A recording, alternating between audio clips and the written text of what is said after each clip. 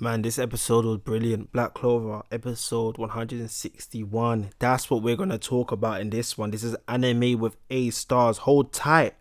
Let's get into this one.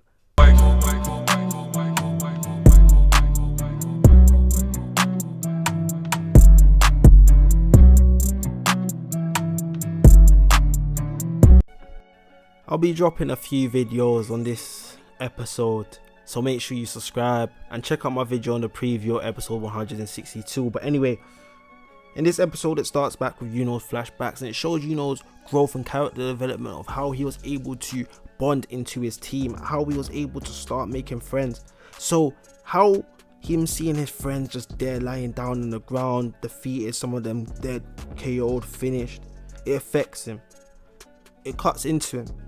It hurts his emotions to the point where we cut off at episode 160 to see that now Yuno is gonna take this guy down. He's looking at this guy like, nah, you're going down. And the way Yuno went into this fight with his brother, I thought Yuno would have had this fight a lot more easier than he did, in a sense whereby I thought we was going to see a longer fight occur between him and Zenon in that sense. But yeah, this fight, the way it occurred, the way it went down, very interesting. We see that the dark disciples ain't something light. 40% of the demon power isn't something light, isn't something that you should look on and laugh, because what they was able to do, firstly in episode 160, for us to see that, shows who they are.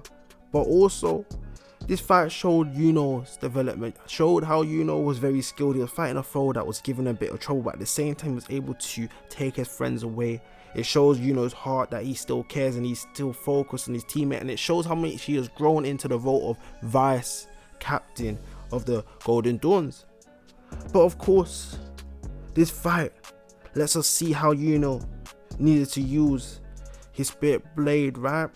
And how much it took for him to actually cut through that individual, cut through the dark disciple. And it shows Yuno how he's doing his battle within himself, whether I'm vice captain, whether I'm a member or I'm a prince in the Spade Kingdom, wherever it is, I will take you down.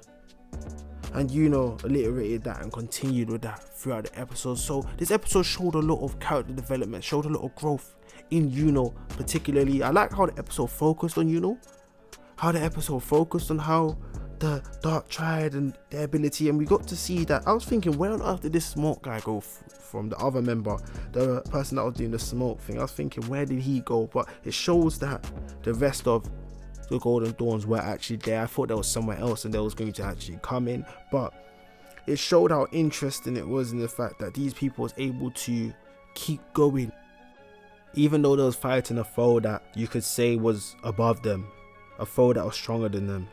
But they didn't lack courage, they kept going. And it's interesting to see that one of the ladies was talking about trying to tap into their elf powers, and they haven't been able to do it. So it shows that there's still a lot of room to grow, as that lady that I'm showing on screen right now. So shows a lot of room to grow for her character and for the other characters that was possessed by the elves. But anyway, the fight between Captain Vengeance and Zenon, I would have loved to see it. I would have even if it was 10 seconds on screen. Actually, that's a bit of a disappointment for me in the episode. I would have loved to see how he was taken apart, what actually happened to him, how he was defeated, right? But the way we see that there's a commotion, and the way people just see that, okay, he was done with Captain Vengeance, shows how, especially in quick work, in quick possession, actually in a sense, Yuno and his friends were fighting, all of those people were fighting, those things was going on, so time took part. But for us on screen time of seeing Vengeance, it seemed like quick, it seemed like that happened so quickly. So I feel like how they played it was good to actually show us how strong Zenon is, that he's not a joke, that he's not someone that you have to play with. But I'm going to do a video talking about that, so make sure you stay tuned. But of course, when Yuno and their friends defeated those people from the Dark Disciples, they take some time to cool down. They didn't really know what was going on in the episode. But certain things that I would have liked to see as well is maybe a little bit more. Actually, do you know what? No, scrap that. The episode was, I'm gonna give this episode a good 9.5. This episode was great. It was great. The dialogue, the conversation, the fight, the character development, and the way he was talking, the way this actually struck near to him. Oh yeah, there's something that I wanted to see. When Yuno actually did fight Zenon from the Dark Triad, I would have liked to see Yuno or the Dark Triad person remember. You see, had this flashback, this picture on screen.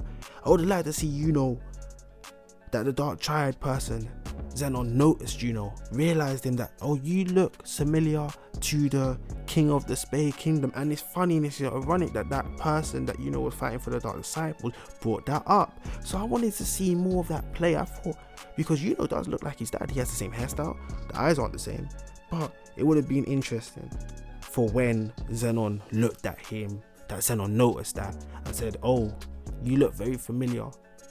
And I feel like it's good that Zenon didn't, because I feel like Zenon would have taken more time to make sure Yuno was dead and gone straight away, and that would have stopped Captain Vengeance from being able to heal Yuno and the rest of the people that was clinging on to life. So in that sense, it's good that didn't tell him that, or that wasn't noticed by him. But of course we see Zenon's power, how strong he is with the bones and how he uses it to protect himself and also attack, and he's able to create a lot of layers on it. And even on that note, the ability to reconstruct them, the ability to heal himself, his bones actually, to reconstruct them, those type of things, they're interesting enough for us to see that he was only using 55% of his power. And I liked the fact with the eye thing. I like when I see a little bit of eye technique. I think I literally just from Naruto seeing the Sharingan and all of those type of things made me like that. But I liked how you could see the demon in his eye before was taken into that space, and shown how destructive Zenon's demon actually is, and how Zenon was able to use that sword and just slash through Yuno's sword in spirit dive mode. And seeing just there with his sword, and it's good how Black Clover had to use this episode to show us how strong the Dark Triad is, because before we knew they were strong, but we didn't actually see how strong they were. So this episode shown complete obliteration, complete destruction, that those in front of Zenon's path couldn't test him, even after the whole 6 months of the Black Clover Kingdom training, all of those type of things, that they didn't have it like that. They couldn't actually, the prestigious group, the Golden Dawns, couldn't actually test Zenon like that. Was used actually in such a great way, because it sets the scene that, okay, got a lot more to do. Vengeance is gone. Now what? Does he have to step up? Is he going to... It left us with so many questions. Is going to step up and lead the Golden Dawns? That's the most prestigious group, and Yuno's already basically the head. Or is going to still refer to himself as vice captain and continue to go and chase after the Dark Triad to try and get Captain Vengeance back as soon as possible? But I reckon the Wizard King will tell him, no, you shouldn't do that. You should wait. Don't even try to go after them straight away, because if you do, but this is just me making predictions for the future. We can talk about that in another time. But anyway, you see the preview, or if you haven't seen the preview, go watch that one on my channel. But yeah, to see all his friends just there finito, a couple of people aren't coming back, a couple of people are gone, showed that Black Clover is taking a route which is quite interesting. It's quite nice to see, because you see, I have some animes where Dragon Ball Z is one of my favorite animes, let me not lie to you, but Dragon Ball Z, someone dying, you don't feel it like that. This episode, I didn't really feel it. You get it? That's another, like, a lot of these characters, even though for other people, you may have felt it. For me personally, I didn't really feel the connection of these people gone like that. That's what I feel like. People do get M'd in Black Clover, but I feel like the connection, I don't know, you people tell me your opinions, but me personally, the connection to the characters isn't really there like that. But this episode's still a 9.5. It's still a 9. No, it's still a 9. It's still a 9.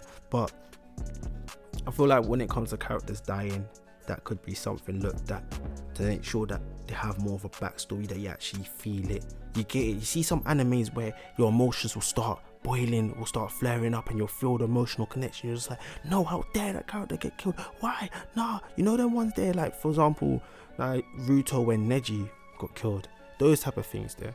Even Naruto or Shippuden when you was like a couple episodes in, or a couple other things like Death Note, those type of animes there, you'll feel connection. Even One Piece, those type of things there, you'll feel connection to like Ace getting. Yeah, I want to feel those kind of connections in Black Clover. But this episode was really good. Black Clover, people are putting respect on it now, and that's good to see. Remember when I speak to a couple of people about Black Clover, they was like, no, Black Clover, no. I'm just like, huh? Black Clover's banging. No, Black Clover is just the same as Naruto. Black Clover is just the same as this. Black Clover is just the same as that. Black Clover this. No, Black Clover is a G. Yeah, Black Clover is patterned. Black Clover is going to be an anime. You're going to watch when those people start coming back to me and saying, "Oh, hey stars, yeah, Black Clover is actually patterned." You know them ones. But anyway, tell me what you people thought. Make sure you like and subscribe them out.